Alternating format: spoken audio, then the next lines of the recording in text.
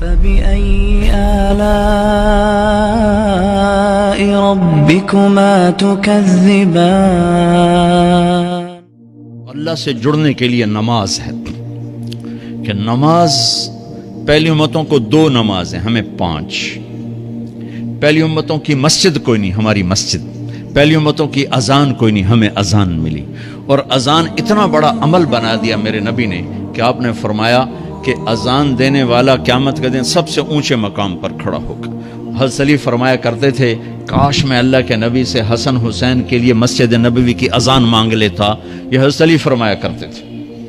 اور جنگ قادسیہ میں مؤذن زخمی ہو گیا تو اذان دینے کے شوق میں سردار آپس میں الجھ گئے، کہتا میں دوں گا، کہتا میں دوں گا. پھر قرہ اندازی ہوئی جس کا نام نکلا اس نے اذان دی.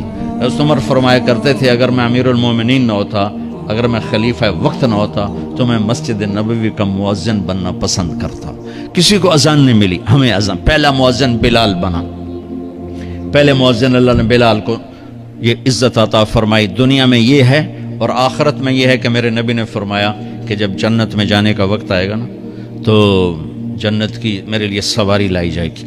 میں اس سواری پہ بیٹھوں گا تو اس کی جو وہ رسی ہوگی نا وہ ایسے نیچے گر جائے گی، نیچے گرے گی. اس رسی کے یعنی اس کی جو لگام ہوتی ہے نا وہ نیچے گرنے کا مطلب ہے یہ ایسے نیچے گر گئی. اب نیچے گرنے کا مطلب ہے کہ اس کی ڈرائیونگ میرے نبی نے نہیں کرنی.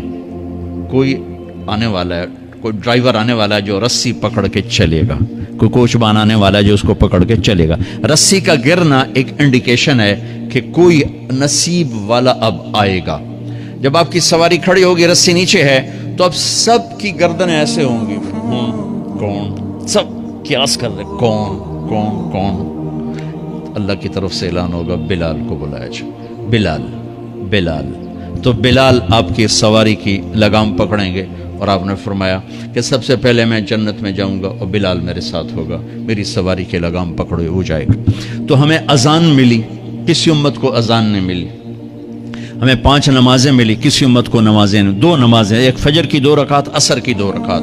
باجماعت نہیں، ان کو اپنی کتاب یاد نہیں، ہمیں قرآن یاد ہے. میرے مدرسے میں ایک بچہ اب ماشاءاللہ امریکہ میں وہ پڑھا رہا ہے، اس نے 30 دن میں قرآن یاد کیا. صبح یاد کرتا تھا، شام کو تراویح میں سناتا تھا. میرے مدرسے کا بچہ ہے، صبح بیٹھ کے مغرب تک پورا ہے سپارہ یاد کر کے اور عشاء کو تراویح میں سنا دیتا تھا. اللہ نے میں ایسا قرآن دے دیا کہ 1 مہینے میں بھی یاد ہو جاتا ہے. 3 دن میں بھی ایک بزرگ نے یاد کیا، 3 دن میں قرآن یاد کیا. اللہ نے ہمیں قرآن کی دولت عطا فرمائی. پڑھنے کے لیے 5 نمازیں عطا فرمائی، تہجد کی نماز عطا فرمائی، اوابین کی نماز دی، اشراق کی نماز دی، چاشت کی نماز دی.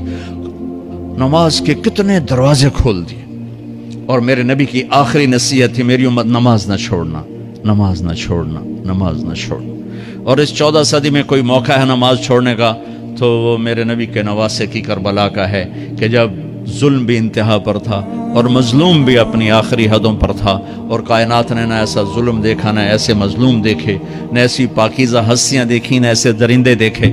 تو سورج ڈھلا، نماز کا وقت ہوا ہے تو آپ نے سبحان اللہ، آپ نے زہیر سے فرمایا کہ شمر سے کہو نماز پڑھنے دے. نماز پڑھنی ہے، امت کو پیغام دینا ہے کہ یہ کسی حال میں چھوڑنے کا کام نہیں ہے.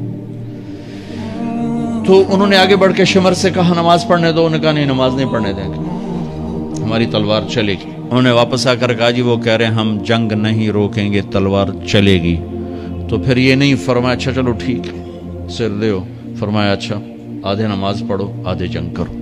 آدھوں نے نماز پڑھی، آدھوں نے جنگ کی. پھر انہوں نے جنگ کی اور پہلوں نے نماز پڑھی اور عصر سے پہلے سب کے سر کٹ کے نیزوں پہ چڑھ گئے. یہ وہ ہستیاں ہیں جن کو میرے نبی نے کہا میری آنکھوں کی ٹھنڈک حسن حسین، میرے جگر کے ٹکڑے، میرے جنت کے پھول.